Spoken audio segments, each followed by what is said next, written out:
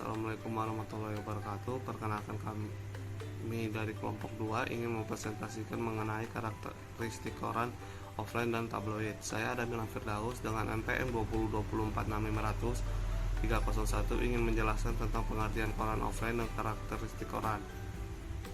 Yang pertama yaitu pengertian koran offline.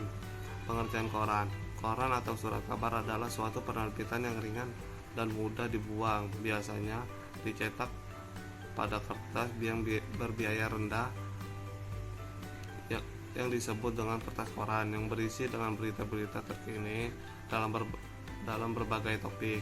Topiknya bisa berubah event politik, kriminalitas, olahraga, tajuk rencana, dan cuaca. Surat kabar juga bisa berisi kartun, teka-teki silang, dan hiburan lainnya. Ada juga surat kabar yang dikembangkan untuk bidang-bidang tertentu, misalnya berita untuk industri tertentu, penggemar olahraga tertentu, penggemar seni, atau partisipan kegiatan tertentu. Karakteristik koran. Yang pertama, ada publisitas. Ialah bahwa surat kabar diperuntukkan umum. Karenanya, berita, tajuk rencana, artikel, dan lain-lain harus menyangkut kepentingan umum. Yang kedua, ada universitas. Sebagai ciri lain dari surat kabar menunjukkan bahwa surat kabar harus memuat aneka berita mengenai kejadian-kejadian di seluruh dunia dan tentang aspek kehidupan manusia. Yang ketiga, ada aktualitas. Ialah kecepatan menyampaikan laporan mengenai kejadian di masyarakat kepada halayak. Yang kelima adalah terdokumentasikan. Berita-berita yang disiarkan oleh surat kabar tersusun dalam alinea kalimat dan kata-kata yang terdiri atas huruf-huruf yang dicetak pada kertas. Sekian presentasi dari saya, kurang lebihnya akan disampaikan kepada teman saya. Nama saya Fajar Alfianto Pamungkas, NPM 20204656277. Bagian saya adalah tujuan koran offline. Koran offline bertujuan untuk memberikan informasi atau berita-berita terkini. Jadi isinya lebih memberatkan informasi terkini yang ada di sekitar kita. Contohnya ialah berita kenaikan bensin, berita kebakaran, berita kecelakaan, berita kejahatan, kejadian alam. Selain itu, berita ekonomi juga disajikan di dalamnya. Jenis-jenis koran offline, untuk jenisnya ada beberapa macam, yakni surat kabar harian, surat kabar bulanan, surat kabar tahunan, lalu dibagi lagi menjadi surat kabar harian nasional, daerah, dan lokal. Perkenalkan, nama saya Malika Mulki Saiful Milan Berdianto. NPM saya 2020-46500-323. Di sini saya akan mempresentasikan fungsi koran offline. Fungsi koran offline itu dibagi menjadi 3 bagian. Yang pertama informasi, yang kedua mendidik, yang ketiga menarik atau menghibur. Yang pertama informasi. Informasi fungsinya itu untuk surat kabar itu untuk menyampaikan kepada masyarakat secepat-cepatnya dan seluas-luasnya. Setiap informasi yang disampaikan harus memenuhi kriteria dasar, yakni akurat, faktual, menarik, penting, jujur, adil, berimbang, relevan, bermanfaat, dan etnis. Oke, yang kedua yaitu mendidik. Informasi yang disebarluaskan surat kabar hendaklah dalam rangka mendidik. Ini dalam membedakan surat kabar sebagai lembaga kemasyarakatan yang lain, sebagai lembaga ekonomi. Memang dituntut untuk berorientasi komersil untuk memperoleh keuntungan finansial. Namun, orientasi dan misi komersial itu sama sekali tidak boleh mengurangi apalagi meniadakan fungsi dan tanggung jawab surat-surat kabar. Dengan kata lain, surat kabar harus mau dan mampu memerankan dirinya sebagai guru bangsa. Dan yang terakhir yaitu untuk menghibur. Oke, yang ketiga itu untuk menghibur. keberadaan surat kabar tidak hanya sebagai informasi yang mendidik,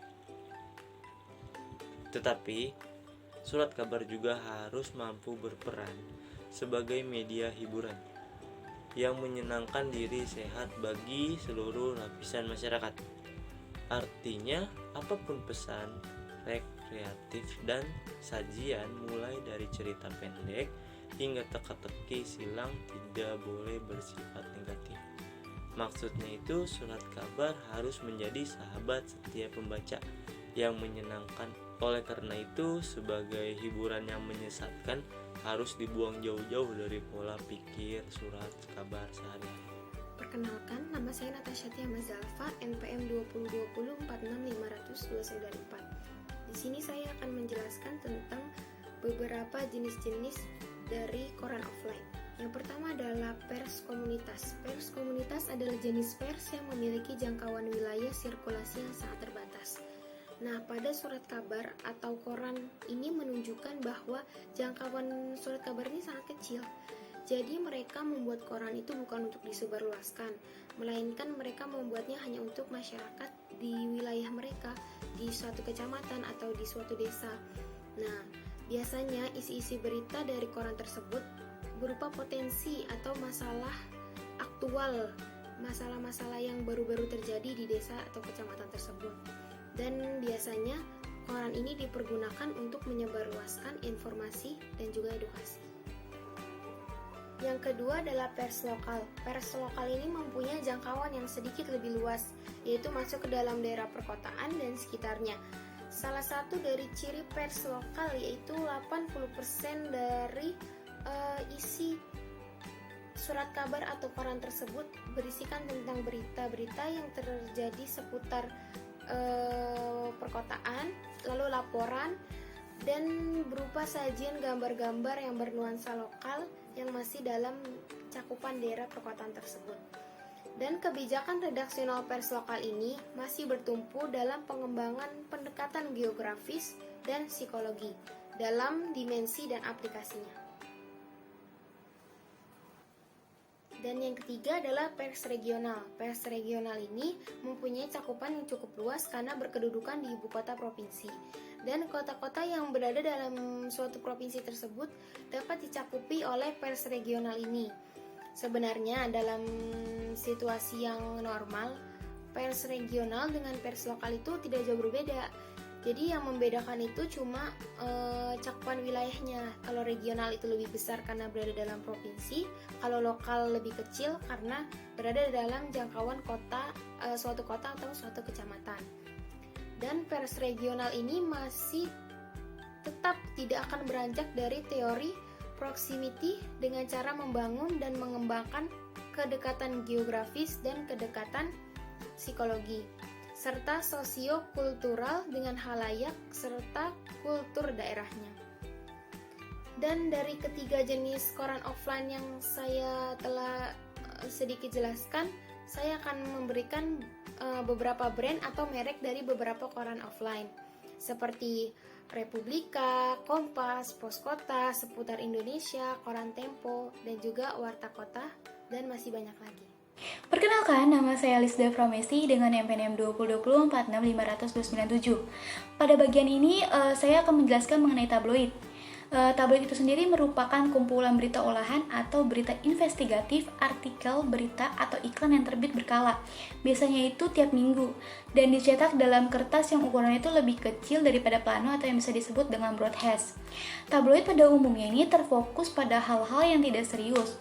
Di sini mengandung pengertian bahwa isi tabloid ini cenderung lebih santai, bukan bersifat kaku, dan bisa dibaca kapan saja.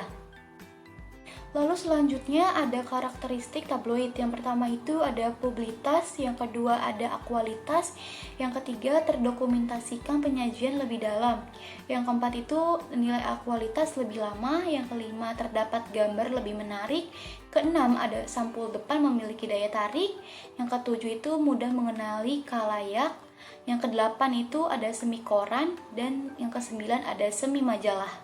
Nah, lalu ada fungsi tabloid. Fungsi tabloid ini pun sebenarnya tuh hampir sama dengan koran offline ya, karena sama-sama untuk menginformasikan, tapi yang membedakan hanya koran offline itu lebih ke tentang berita yang serius, contohnya itu politik, dan kalau tabloid itu lebih cenderung ke berita yang lebih santai, contohnya seperti gosip. Nah, jadi fungsi yang pertama itu untuk to inform, untuk menginformasikan berita-berita yang akurat, penting, dan lengkap. Lalu to educate, itu lebih ke arah pendidikan yang mendidik. Lalu yang terakhir itu ada to entertaining, untuk menghibur pembaca dan biasanya itu lebih santai dikarenakan isinya tuh dari mulai cerita pendek hingga teka-teki silang. Lalu selanjutnya ada perbedaan koran offline dan tabloid. Koran offline biasanya terbitnya harian dan dicetak di kertas berbiaya rendah yang kemudian dinamakan kertas koran. Isi koran tersebut berupa berita-berita terkini tentang berbagai topik seperti politik, kriminal, sosial, budaya, ekonomi, olahraga, dan lain-lain. Setiap kali di dalam koran juga terlampir bahan sindiran, baik yang berupa gambar, komik, TTS, dan anekdot lainnya. Dan jika tabloid ini mingguan dan ukuran umumnya itu A3. Terus kertas yang dipakainya itu kasar dan tipis, dan cenderung mengangkat artikel tentang gosip, astrologi, berita kriminal, dan olahraga. Lalu yang terakhir ada kelebihan dan kekurangan dari tabloid. Kelebihannya itu in-depth reporting atau pelaporan independen, yang kedua menarik atau eye-catching, yang ketiga khalayak mudah dipantau, bersifat fitur news dan strike news atau fitur berita dan berita langsung. Lalu terdokumentasikan berpemberitaan di tabloid pesan.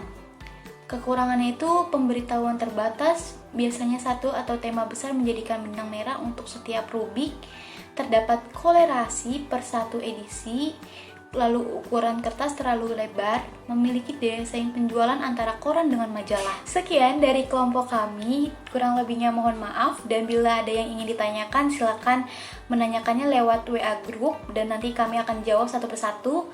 Dan terima kasih. Assalamualaikum warahmatullahi wabarakatuh.